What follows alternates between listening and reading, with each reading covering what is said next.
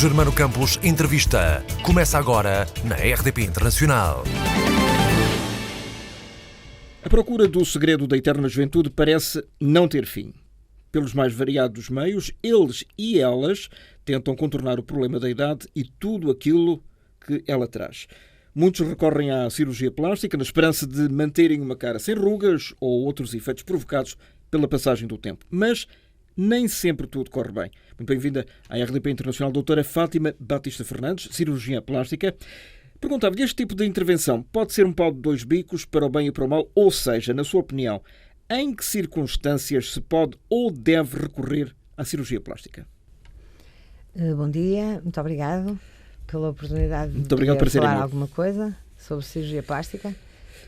A cirurgia plástica modificou-se muito ao longo dos anos, mas teve sempre esta particularidade da procura e da procura às vezes não ser otimizada. Ou seja, quase toda a gente quer ficar melhor, quase toda a gente quer modificar qualquer coisa no corpo. E quer ficar eternamente jovem, quer ficar jovem, e a partir dos 50, então é fatal. Passa a ter 49 em vez de 51. Sim, claro. Mas as pessoas sempre quiseram estar mais jovens, mas hoje em dia, antigamente as pessoas queriam estar mais jovens às vezes até por capricho. Hoje em dia, quase que as sociedades obrigam as pessoas a estarem no mercado de trabalho e a estarem mais jovens. A ditadura da imagem. A ditadura da imagem, completamente, para responder a uma entrevista de emprego. E não é preciso estar na televisão. Não. É em qualquer sítio, até com os pares do trabalho, nas pessoas que estão à volta. A pessoa tem que estar sempre jovem. Se tem a cabeça jovem e se tem a cabeça apta para o trabalho, também tem que ter fisicamente uma condição que não a ostracize, que não a ponha numa situação, que está com uma aparência tão velha, ela não deve saber fazer isto bem. Portanto, estes termos de comparação e a sociedade atual é que levam a esta grande procura de melhorias estéticas e até de melhorias cirúrgicas. Quem é que procura? Quais são os seus utentes ou clientes ou pacientes? Nós temos várias faixas de idades. Temos as faixas de idades das miúdas entre os 18, 20, 23, 25, até serem mães. Essa faixa é uma faixa que nos vem à procura e vêm sempre com o telemóvel e vêm sempre com partilhas no Instagram de amigas, atrizes, vêm sempre com outras comparações de quererem ficar iguais. Ou seja, vêm sempre com modelos e querem sempre melhorias porque estão a ser bombardeadas de manhã à noite por estereótipos que fazem com que haja ali uma distorção mental. Ou seja, eu quero ficar parecida ou com a minha colega que pôs prótese e ficou muito bem, ou com a atriz tal, ou com os lábios da Angelina Jolie, ou com qualquer procura do bombardeamento que têm todo o dia nas imagens do Instagram ou nas imagens da internet. Depois temos a faixa dos 30 anos, que já nos vêm procurar com outras finalidades. Supostamente já com alguma maternidade. Quase sempre com maternidade e depois da maternidade, realmente a maternidade é quase o nosso diretor de marketing. A maternidade e a gravidade são o que nos trazem os doentes, porque a maternidade destrói corpos, a gravidade ainda mais, e portanto essas doentes até vêm com alguma razão e vêm com objetivos muito claros. Não vêm com ideias em que nós temos que dissuadi-las da cirurgia. Vêm com ideias muito claras e vêm realmente com abdómenes destruídos, com o peito, depois de amamentarem o peito. Mas são as leis da natureza, não é? Claro que sim. E, portanto, essas doentes já são umas doentes mais objetivas. Depois, a partir dos 50, é muito engraçado porque vêm muitas, e a maior parte das doentes que vêm fazer medicina estética de rejuvenescimento facial são doentes acima dos 50 e que ou vêm porque trabalham num sítio e que trabalham num local e com gente nova e que querem estar à altura e não querem estar envelhecidas de maneira nenhuma. Que querem ir para a concorrência? Querem, claro. Mas não então podem concorrer. Não, mas não têm 30 anos. Claro que sim, nem mentalmente, mas acham que têm. E mentalmente, a pessoa às vezes com 80 sente-se com 25. Bom, isso já não é mau. Já não é mau porque é uma aprendizagem contínua, que é a coisa mais importante. Mas olha, sabe o que é que eu admiro imenso? Eu adoro a Simone de Oliveira. Ela diz, estas rugas que eu tenho custaram-me tanto a ganhar, porque é que eu vou destruí-las? São as marcas da minha vida. Isso também é muito importante, essa postura. Mas essas pessoas de 50 a partir dos 50 é muito interessante porque elas vêm por esse motivo, porque querem continuar a estar à altura dos pares, ou então vêm por outros dois motivos. Um dos motivos é divórcios. Os divórcios é o que traz mais. E depois, dentro dos divórcios e dentro das separações ou dentro da parte afetiva com o par, com o marido, elas vêm ou pelo motivo de eu quero reconquistar o meu marido, quero estar mais nova, porque entretanto desleixei-me muito a criar os meus filhos, ou então vêm com outra coisa muito interessante que é o meu marido arranjou uma mais nova, mas eu quero estar muito bem. Mas não é para reconquistá-lo, é para estar muito bem e para lhe fazer frente. Ou seja, mentem descaradamente. Não, às vezes não mentem, às Ou vezes é mesmo enganam-se- sentido, às vezes é mesmo E não se sentido. enganam a si próprias? Algumas enganam, mas eu até tenho uma certa empatia com estas pessoas porque elas foram preteridas, elas sentem-se Marginalizadas. não é marginalizadas, mas estão Deitadas quase sim, para o lixo. trocadas. É uma de 50 por duas de 25, como Exatamente. como costumava dizer. E os homens têm muita tendência aos 50 anos de saírem no descapotável com o capachinho e todos rejuvenescidos e arranjarem a loura que vai ao lado do descapotável. E isso é uma realidade. E essas mulheres que são deixadas para trás, elas até estão bem integradas profissionalmente, até têm a sua vida, porque hoje em dia os divórcios já não são como antigamente, que não se podia divorciar porque não tinha condições de vida. Hoje em dia têm, e têm condições profissionais. E então elas teimosamente querem ganhar um bocadinho do tempo que perderam a dividir a vida entre o emprego e os filhos. Esqueceram-se delas. Por isso é que a maternidade é cada vez mais tardia. Mais tardia, claro que sim. Claro que sim. A estabilidade financeira está à frente da felicidade Está. de ser mãe. E é uma das condições de emancipação da mulher. Porque, repara, uma mulher sem estabilidade financeira, ela não consegue sair de casa, ela não consegue abandonar ninguém, ela tem que estar mas são dependente. raras, digamos, obviamente honrosas exceções, mas são raras aquelas que aos 30 anos têm uma independência financeira Não, claro que sim, segura claro que sim. e suficiente para estarem a viver sozinhas e para poderem fazer determinadas coisas. E não é? terem filhos, Terem por exemplo, filhos. terem filhos sozinhos. Ainda é uma coisa que hoje em dia nós pensamos muito nas crianças, é muito triste estar a ser educada só por um pai ou uma mãe, mas é difícil serem a maternidade sozinha, claro que sim. E depois há aqueles casos das senhoras que aparecem na televisão e nos sociais que ao fim de 2 ou 3 filhos e ao fim de uma semana já têm um corpo absolutamente Sim, atlético. isso é irreal.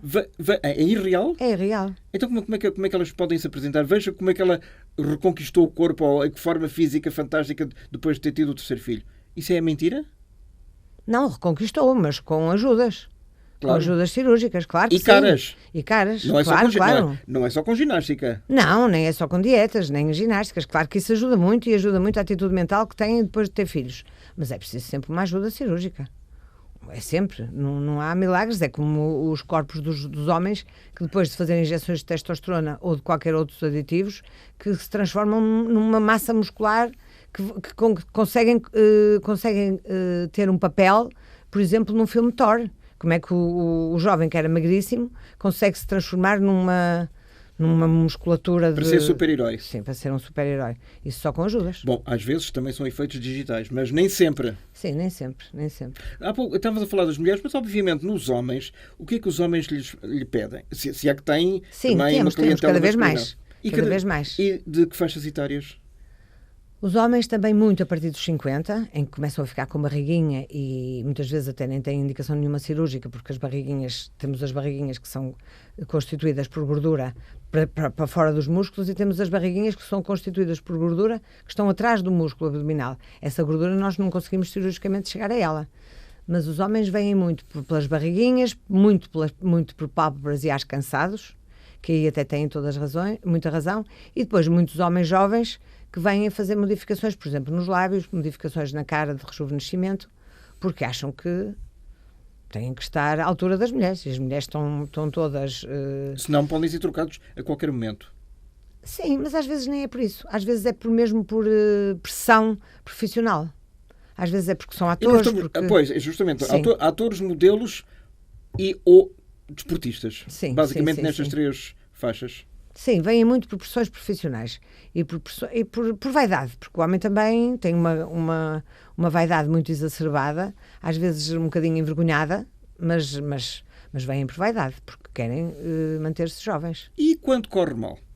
O ano passado, em 2019, tivemos um célebre caso de alguém que esteve aí na berra e sobre o qual não quis falar, obviamente, e reservamos todos os direitos que lhe assistem, de não querer revelar, mas quantos casos conhecemos, sobretudo dos atores, que aquilo realmente dá para o torto? Claro que sim, claro que sim. E dá para o torto e muitas vezes até nem é por culpa do próprio ator. Às vezes é por culpa dos papéis e da guerra e de serem tão competitivos. A concorrência desenfreada, não é? É. A concorrência desenfreada a todos os níveis, tanto em televisão, como em cinema, como em teatro. A concorrência é tão grande que eles às vezes nem têm informação suficiente e por isso é que é preciso esclarecer, mas esclarecer no bom sentido. Porque o corpo é o prolongamento da sua arte. Claro que sim. Eles vivem do corpo. Claro, da imagem. E vemos as pessoas por todo o mundo, principalmente nos Estados Unidos. Nos Estados Unidos vivem... Todos os atores vivem imenso da imagem e nós vemos atores a fazerem coisas totalmente prejudiciais.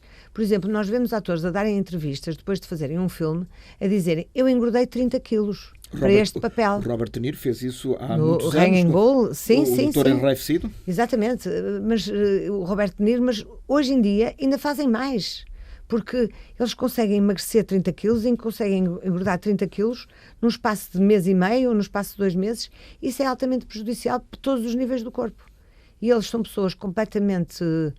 São pessoas muito ricos e que têm condições económicas que deviam pensar, e até mesmo a produção que os envolve, devia pensar o que é que nós estamos a fazer pela saúde deste homem.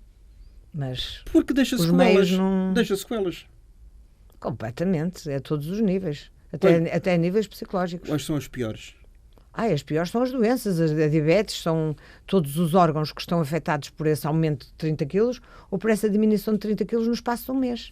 É impossível um pâncreas, é impossível um rim não sofrer essa agressão. E também acredito que eles tomem tomem drogas para estimularem o metabolismo. Portanto, todo o estímulo do metabolismo, e isso já tem sido, graças a Deus, tem sido muito falado nos meios de comunicação social, porque a nível do metabolismo essas coisas são altamente prejudiciais. Temos falado, por exemplo, de atores que se sujeitam a determinados tratamentos. Um caso público, que é o de Fernando Mendes, que até ao ano passado, digamos, há 2 anos, era conhecido carinhosamente pelo gordo. Ele próprio não achava muita piada. Ele depois fez uma operação, não é? Pôs uma banda gástrica, não é? Sim. O que é que isso exatamente significa para a saúde de alguém? Não, atenção que a banda gástrica ou o bypass, que normalmente agora já não se colocam bandas, porque já se chegaram à conclusão que as bandas continuam a alargar o estômago e a pessoa consegue recuperar os quilos perdidos, hoje em dia fazem-se bypasses, ou seja, fazem-se coisas cirúrgicas.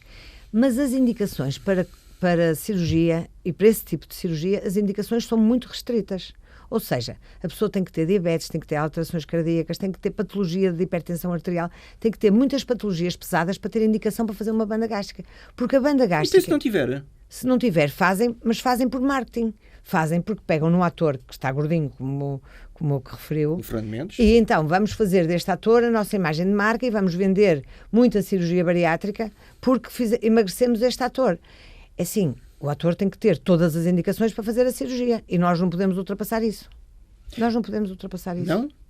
Mas ele está muito satisfeito, mas diz que também com ginástica. Mas ele provavelmente também teria uma hipertensão, ele provavelmente teria diabetes, ele provavelmente teria já alguns sinais. Teria? Deixou de ter? Deixa de ter com o emagrecimento.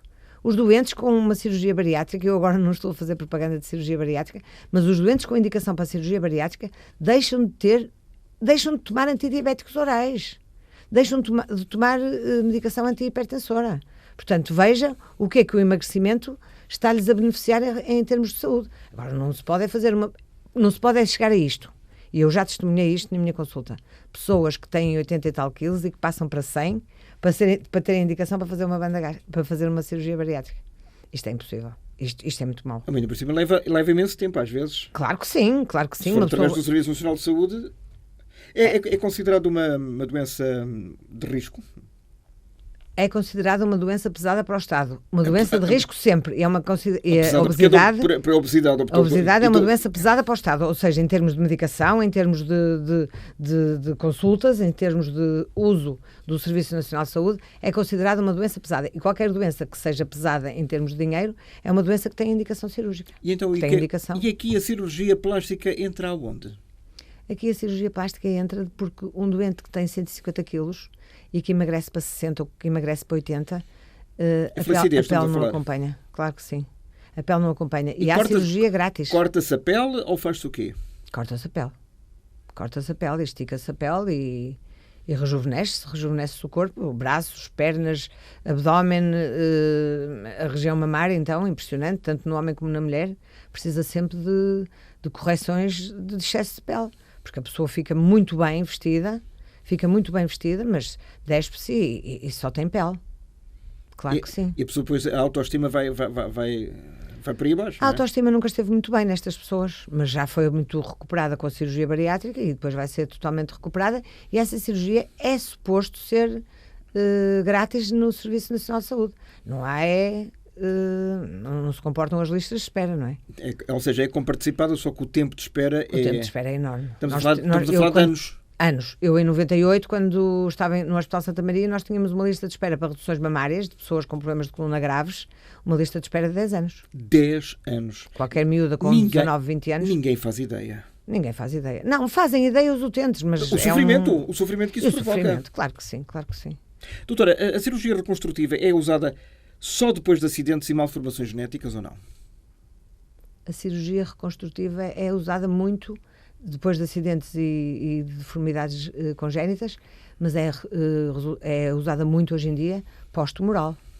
Temos muita cirurgia reconstrutiva em toda a cirurgia da cabeça e pescoço, muita cirurgia reconstrutiva, e temos muita cirurgia reconstrutiva em relação à cirurgia mamária.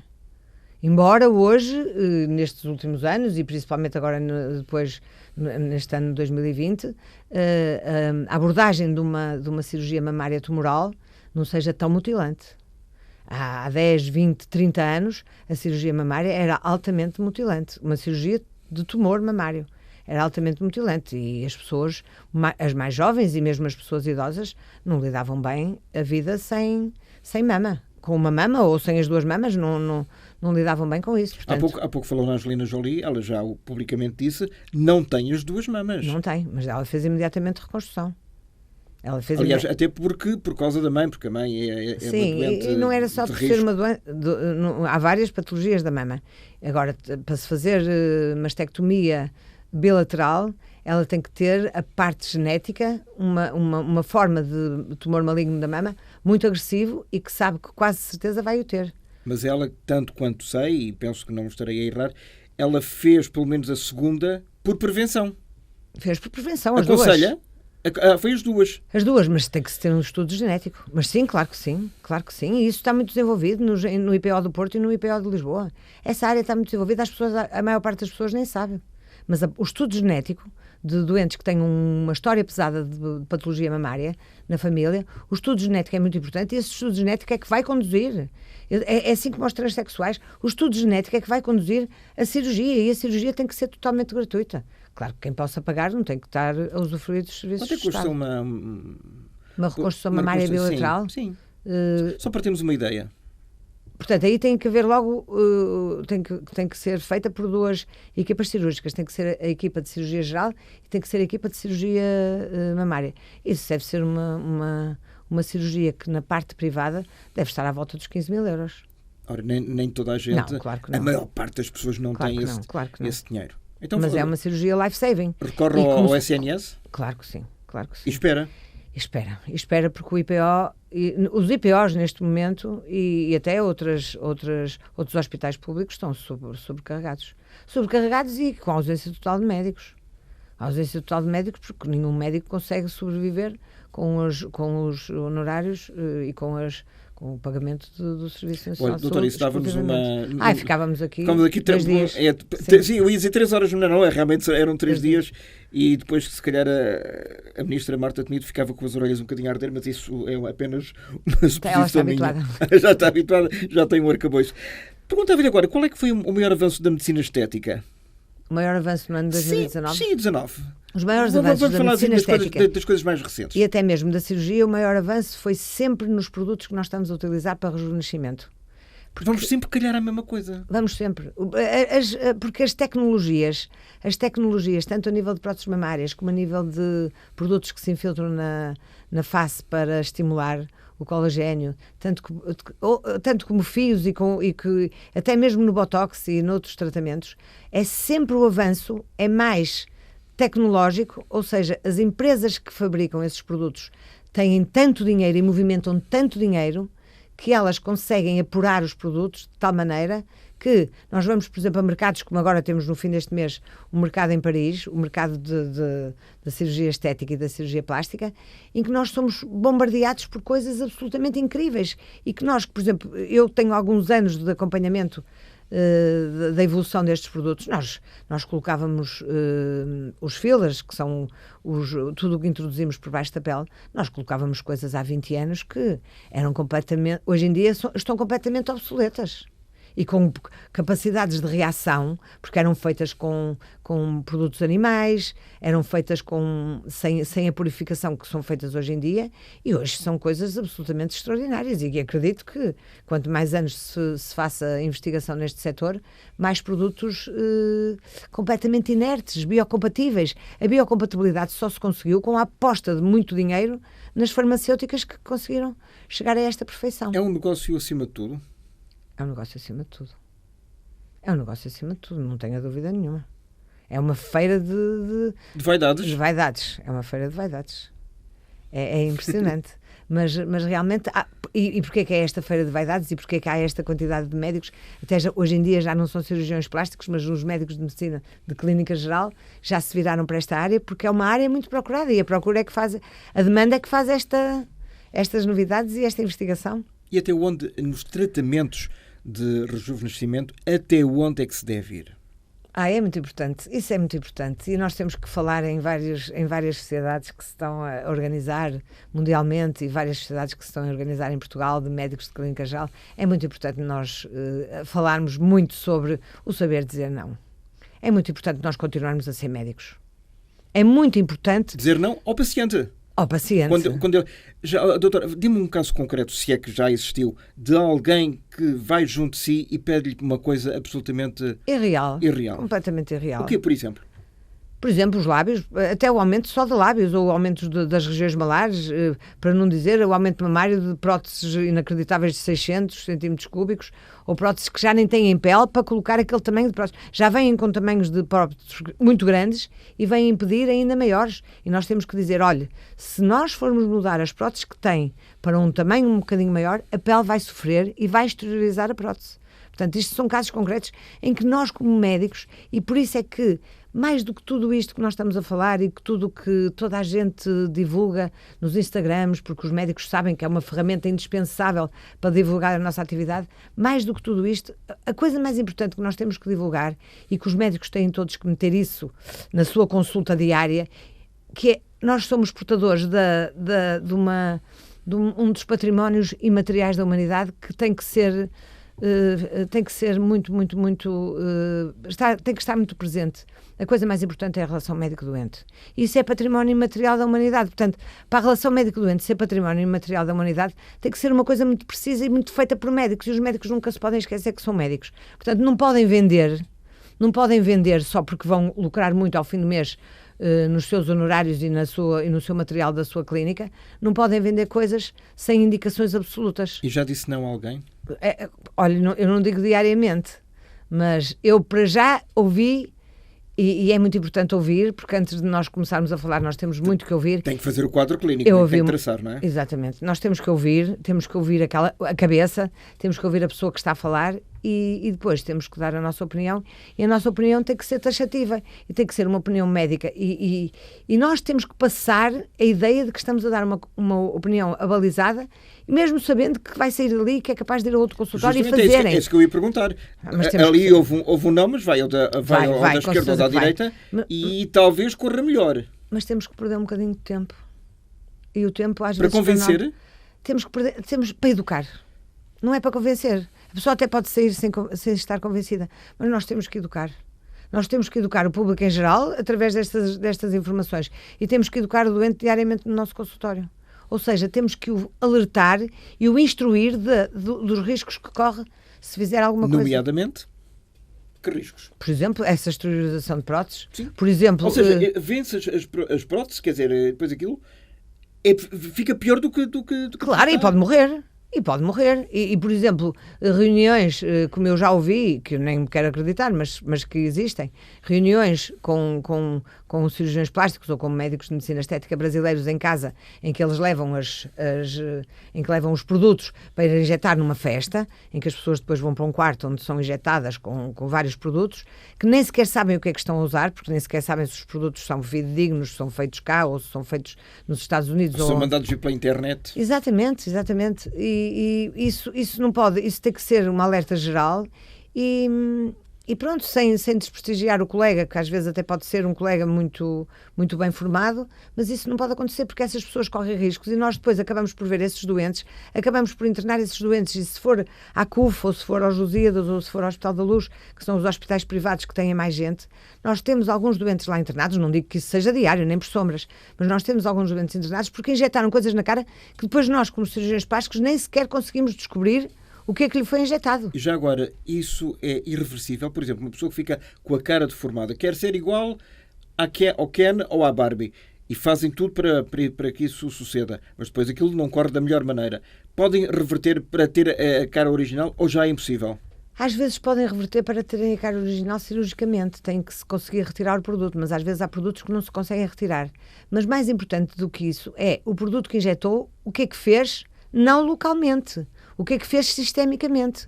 O produto entrou na corrente sanguínea? O produto foi para os ganglios linfáticos? É preciso ver o que é que a pessoa e o que é que aquele produto está a causar. Aquele produto tem que ser completamente biocompatível e por isso nós pagamos fortunas pelo produto, porque aquele produto está super testado e nós nem sabemos se aquilo foi testado alguma vez. Depois metem cá para dentro, por exemplo, já ouvi dizer, não sei se é verdade, cimento para que as nalgas o cimento é o metilmetacrilato, que é um produto que é parecido com cimento. Mas sim, claro que sim. E nós reconstruímos deformidades ósseas com esse cimento. O metilmetacrilato não foi uma coisa que... Mas são vocês médicos, não é a pessoa que se auto-injeta, não é? Não, claro que não. E não é feito como estética. É feito como reconstrução de uma falta de osso. Portanto, há coisas absolutamente extraordinárias que chegam às mãos da medicina estética. É um mercado milionário, este. É um mercado milionário. E o facto de muitos produtos poderem ser livremente importados através da internet... É dramático. Não há qualquer tipo de controle. Não há jurisdição sobre isso, não há controle, não há... Quer dizer, eu acho que cada vez vai começar a haver mais controle pelas complicações. E é assim, nós não gostamos de falar em pessoas que estão internadas em hospitais. Claro que há o sigilo médico e as coisas são muito, muito pouco faladas e nunca se sabe a verdade completa. É tabu ou não? É um bocadinho tabu, mas atenção que é preciso, pelo menos, sem se falar daquele caso em particular e respeitando todo o sigilo do doente e do médico que o está a tratar, é preciso informar de que não façam coisas que são completamente prejudiciais à saúde. Na altura em que isso esteve bastante na berra em termos informativos, falava-se na ajuda, entre aspas, que os personal trainers dos ginásios muitas vezes também são os principais atores no sentido de fornecerem determinados produtos. Sim. É preciso estarem informados. Não estou a dizer nada contra os personal trainers, porque eles já foram bem atacados. Eu falo nisso porque muitos deles deram a cara livremente. Deram e foram falar. E foram falar muito falaram. Bem. Foram falar muito bem. Acho muito bem as pessoas darem a cara e é muito importante cada vez mais dar a cara. Mas sim, muitos deles, muito mal informados, aconselham coisas extraordinárias. Extraordinárias. É a palavra certa. Mas no pior sentido. No pior sentido. Podem prejudicar... E levar à morte. Claro que sim, claro que sim. E as pessoas não têm noção disso? Não, porque assim, a maior parte das coisas que são propagandeadas na internet, e isto tornou-se numa loucura, a maior parte das coisas são efeitos muito positivos. Nunca ninguém fala da perigosidade dos produtos. Nunca ninguém fala da investigação. Nunca ninguém fala no que é que está por trás destas marcas. Nunca ninguém fala o que é que está por trás de uma Galderma, o que é que está por trás de uma Filderma, o que é que está por trás destas marcas muito pesadas que nos vendem os produtos caríssimos, e ninguém fala no que é que eles gastam de dinheiro a investigar. Portanto, consegue-se marcas coreanas, marcas principalmente asiáticas, conseguem-se coisas... Marcas brancas, basicamente. Claro que sim. Agora, marcas brancas não podem ser introduzidas como medicamentos. Claro, é a mesma coisa que estar a fazer um injetável, é a mesma coisa que utilizar um anestésico numa anestesia, que não venha de uma marca... E esses produtos vendem-se nas farmácias ou não? Não. Vendem-se com receita médica. Com receita médica. E com uso médico. E as farmácias, e a Os maior médicos parte das sabem nossas farmácias... para que é que prescrevem, Sim, não é? claro que sim. E as farmácias até têm hoje em dia um compromisso muito grande. Não deixam o doente chegar à farmácia. Eu quero isto. Onde é que está a receita médica? As farmácias até às vezes, até para comprar, na compra de um antibiótico banal, as farmácias às vezes telefonam. Eu tenho doentes meus que chegam à farmácia e não levam a receita. Não facilitam, mas é bom. É muito bom, muito bom, muito bom. As pessoas que chegam a tentar, ou que vão ter consigo e levam uma fotografia, eu quero ser parecido com este ator ou com esta atriz, e estou disposto a pagar fortunas para o conseguir. Têm distúrbios mentais? Muitas vezes têm, e muitas vezes nós não conseguimos indicar uma psiquiatria e orientá-los para um psiquiatra numa primeira consulta. É muito difícil eles perceberem, se calhar nós precisávamos aqui de um acompanhamento. É muito difícil eles perceberem isso. Mas depois com a conversa e sobretudo com a proximidade, com a nossa proximidade com esse paciente. Quando se estabelece essa relação, nós aí já conseguimos... Conseguem dar a volta? Já conseguiu levar alguém a desistir? Já com certeza que sim. E até a Mas compreender. metendo medo ou falando a verdade dos factos? Falando a verdade dos factos. E já consegui até coisas mais engraçadas do que isso, que foi pessoas dizerem: doutora, lembra-se que eu queria uma cirurgia, até já estava no bloco, e depois a doutora entrou e disse: não é a altura para se fazer esta cirurgia. Esta cirurgia tem que ser feita, mas depois disto e disto. E eu desisti da cirurgia. No bloco operatório? No bloco operatório. E depois estas doentes ficam muito agradecidas. E, portanto, elas compreendem que ali não é só marketing, não é só tentativa de operar a qualquer custo, tentativa de chegar a um objetivo de retorno material, mas há uma tentativa de verdade. Há uma tentativa de verdade. E elas próprias, quando chegam a esta conclusão, ai meu Deus, mas como é que eu estava tão iludida? Elas dizem isto. Basicamente, isto é extraordinário. Mas para além da ilusão, é desinformação. Desinformação e um marketing agressivo. E um marketing agressivo que levam pessoas a fazer coisas absolutamente incompatíveis. Há pessoas que têm, por exemplo, são geneticamente fantásticas. O cabelo não escurece, têm uma pele rija e não sei. Isso acontece, e não usam cremes nem tomam comprimidos. Não. E que às vezes até nem fazem exercício físico e são extraordinárias. Não há dois corpos iguais. Não, claro que não. E não há duas pessoas iguais. E não é só corpos, e não há duas cabeças iguais. E essa variedade é que nos dá o interesse. É a beleza, no fundo. A definição da beleza é o diferente. Pois, mas há umas belezas mais acentuadas que outras, claro, não é? Claro que sim. Por exemplo, eu acho que é ridículo, na minha opinião, na minha modesta opinião, que uma mulher, por exemplo, de 50, 55, 60 anos, utilize determinado vestuário que é próprio, é ridículo, é próprio de miúdas de 15 e de 20. Mas muitas vezes não podem competir. Não, mas muitas vezes eu digo que tenho inveja. Eu tenho inveja das mulheres que têm filhas mais novas, porque vão com elas às compras e depois até estão tentadas a comprar coisas da idade das filhas. Mas é ridículo, é ridículo. E o que é que se faz nessas alturas? Eu não tenho contacto com esse género, eu só tenho contacto... mas devem ter chegado histórias. Claro que sim, e mesmo pessoas que entram na minha consulta a pedir coisas irreais e que também vêm vestidas de uma maneira irreal. Mas... E chama a atenção? Tem coragem para lhe chamar a atenção? Não chamo a atenção agressivamente. Chamo a atenção se forem terapeutas minhas e se forem pessoas que trabalham comigo, mas não tenho coragem. Mas apetece-lhe dizer qualquer coisa? Claro que senhora, sim, veja, claro que sim. Já não tenho idade para isso. Não, esses ténis, por amor de Deus, isso é da sua filha. Eu tenho muita pena de me ter. Se calhar até era capaz de andar em casa com os ténis da minha filha. Os ténis, vai lá que não vai. Não, mas há ténis, não está a ver, não está a ver. Sim. Não sei, com luzinhas. Com lantejoulas e com coisas brilhantes. Pronto, mas é preciso faz parte. É preciso ter a noção primeiro do ridículo e depois da idade que se tem. Que sim, é muito importante ter a noção da idade que se tem. Claro que sim, rejuvenescer, fazer tratamentos, fazer exercício físico, muito importante, manter-se jovem mental. De espírito.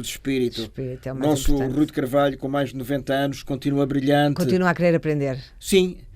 E os mais novos, ele aprende com os mais novos e os mais novos aprendem com ele, desde que sejam humildes, sim. Atenção. Isso é outra coisa que também estamos em crise. É a humildade dos mais novos. É preciso ouvir muito os mais velhos. E às vezes tinha professores, os cotas, eu às vezes tinha professores que estavam a explicar qualquer coisa aos alunos que não era a minha especialidade, era outra especialidade. Eu às vezes interrompia e dizia: peço desculpa, mas eu tenho que dizer aqui uma coisa. Ouçam o que o professor está a dizer, mas não ouçam só o que ele está a dizer cientificamente. Ouçam a maneira dele tratar o doente e ouçam a relação médico-doente que ele está a ter e aprendam também isso. Isso é meio caminho andado para que se alcancem determinados objetivos. Claro que sim, claro que sim. Muito importante. Então, no meio médico, é a coisa mais importante, é ouvir os mais velhos. Aprender com eles.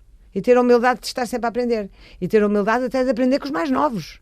Porque o que eu acho interessante é, na minha idade, é o que eu aprendo com os mais novos. Olha, e por falar no futuro, quais são as novidades para 2020 nesta área? Na área da cirurgia estética, na cirurgia plástica, na medicina estética, as novidades são sempre em termos de tecnologia. Ou seja, cada vez temos mais, e não me venham com mentiras, não me venham com marketing, a dizer que agora os últimos aparelhos de lipoaspiração com ultrassom são uma maravilha. São realmente uma maravilha. É uma maravilha a tecnologia ter avançado assim. Mas já há 20 anos nós tínhamos aparelhos de lipoaspiração com ultrassom, que foram abandonados porque os ultrassons não eram suficientes, não eram tão bons como os atuais. E hoje em dia nós temos a capacidade de não dizer assim, já usamos isso há 30 anos e isso nem pensar, não vou comprar esse aparelho, é caríssimo. Não, vamos experimentá-lo outra vez, porque a evolução foi tão grande, vamos experimentar este filler outra vez. Olha, este filler foi apresentado há 10 anos.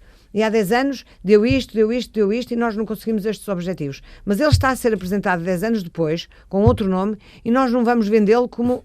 Com outro nome, não. Vai estar a ser apresentado da mesma marca, mas com uma tecnologia diferente, e nós não temos que estar a apresentá-lo aqui, ou na televisão, ou noutro sítio qualquer, como o milagre de 2020. Não. A tecnologia evoluiu de tal maneira que nós, hoje em dia, vamos experimentá-lo outra vez, porque realmente merece ser experimentado, porque os resultados de certeza que vão ser melhores. Ou seja, faz-se ali um círculo. Faz. Com certeza que faz. Agora, o que normalmente não se faz e o que normalmente os meus colegas de medicina estética não fazem é apresentam uma coisa como a novidade do século. E não é a novidade do século. Porque se é a novidade do século, aí eles deviam desconfiar. Agora, é uma novidade da evolução. É uma novidade da tecnologia ter evoluído tanto. Eu acho que é isso que nós estamos à espera em 2020. E que tivemos em 2019 e que temos provas provadas da tecnologia ter avançado de tal maneira que hoje em dia, sim senhora, vamos gastar 50 mil euros, vamos gastar 60 mil euros, vamos a isso porque a tecnologia avançou. Já agora esclareça-me, se for caso disso, já algum prémio Nobel da Medicina foi entregue a alguém desta área? Da medicina estética? Não. Foi entregue a médicos, por exemplo, de medicina molecular, que acaba por beneficiar a nossa área. Mas a investigação está muito mais direcionada para a patologia do que propriamente para a parte estética. Claro que depois a parte estética beneficia muito com esse avanço molecular, não é? Há quem diga que a parte estética, de uma forma geral, não salvaguardando casos específicos, é um luxo. Sim, a medicina estética é um dos luxos. É um dos luxos que está acessível e cada vez está mais acessível e cada vez se massificou mais. Portanto, é um luxo que está acessível. Há 30 anos, 40, 50 anos atrás, quando começou a medicina estética cá em Portugal, que foi o pai do meu marido que a começou, a medicina estética era uma coisa reservada a pessoas muito ricas. A medicina estética hoje é massificada, ou seja, está acessível a quase toda a gente. Ainda não chegamos a pagar parcelarmente como se faz no Brasil, mas está acessível a muito mais gente. Aliás, aqui há muitos anos, há mais de 40 anos, ouvia-se falar do Yves Pitangui como o grande Deus. O grande Deus. Pelo menos o primeiro.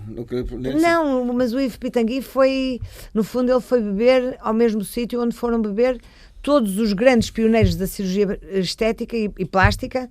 Foram todos beber em Inglaterra, foram todos beber ao Willis e ao Mackendu, que foram os grandes pioneiros da cirurgia estética facial, porque foram eles que trataram os soldados da Primeira Guerra Mundial que estavam nas trincheiras e que destruíam as faces. Há 100 anos. Há 100 anos, exatamente. E foram esses dois médicos que começaram em Londres a tratar os doentes, a tratar os soldados ingleses, com as faces destruídas, foram esses dois médicos que depois abriram o campo deles para a cirurgia estética facial e onde foram os espanhóis, onde foi um português, onde foi um espanhol, onde foi um mexicano, onde foi um brasileiro, e todos eles são contemporâneos. O Pitangui era contemporâneo do meu sogro, era contemporâneo do Planas, era contemporâneo do Monastério. Esses foram os primeiros cirurgiões estéticos, os primeiros estéticos faciais mundiais, e depois desenvolveram as suas clínicas consoante o marketing que tinham. E há algum guru hoje em dia? Hoje em dia, de estética, Há sempre. Olha, em Inglaterra não, em Inglaterra quase não, porque a Inglaterra É não engraçado, está... começou lá Começou lá, mas eles não dão valor. E porquê é que eles não dão valor? Eles não dão valor porque eles não têm mercado para dar valor. Porque as inglesas procuram menos estética do que procura a brasileira. A brasileira aderiu completamente. E não se vai dizer que a brasileira aderiu completamente porque o Pitangui fez muito marketing. Não, é o culto do corpo. É o culto do corpo. É o culto do corpo das brasileiras, é o culto do corpo das californianas, é o culto do corpo das pessoas que estão expostas. Olha onde há calor, basicamente. Exatamente. E mesmo dentro do Brasil estamos a falar no Rio de Janeiro. Claro. Estamos a falar lá no Nordeste. Não estamos a falar e no Nordeste no também sul. há muito calor. Sim, não há estamos a falar do sul práticas. onde neva, Claro não é? Sim, claro que sim. Em Curitiba que neva. Claro. Exatamente. Que sim. E acha que esta atividade em Portugal é para crescer, é para florescer? Claro, já está a crescer e já está a florescer. Agora tem que crescer e florescer com cabeça, tronco e membros. E não é só com marketing desenfreado. Porque se aquilo correr mal pode ficar sem o tronco, sem a cabeça e sem os membros. Sim. E se ficar sem o tronco e sem os membros, isto é uma imagem na cabeça. Uma imagem, não é? Já agora, em vez de ser uma cirurgia estética, não pode tomar uns comprimidos para dar o mesmo resultado? Eu acho que vamos caminhar para lá. É? Comprimido mágico. Em que vai chegar totalmente. A pílula azul não é do já Viagra? Já chegou a pílula azul da felicidade e qualquer dia vai chegar a pílula azul da reconstrução estética. E da eterna juventude também? Ou ainda vamos continuar à procura da mesma fonte? Acho que vamos continuar. Ainda vamos continuar há alguns anos, mas não sei, com estes avanços e com os planetas que existem, como o nosso, e que estão ainda por chegar cá. Vamos aguardar para ver. Vamos acreditar. Pode ser que não seja na nossa geração, que seja numa posterior. Na nossa não. Não, ainda vai levar algum tempo, não é? Claro que sim. Doutora Fátima Batista Fernandes, foi um gosto, um prazer tê-la cá. Ainda bem que veio, pelo menos para nos esclarecer sobre alguns casos e sobre algumas situações sobre as quais temos que ponderar antes de nos abalançar. A cabeça pode pensar uma coisa, mas não só o dinheiro, mas também o bom senso obriga-nos a refletir, não é? Muito obrigado. Muito obrigado, até à próxima. Obrigado.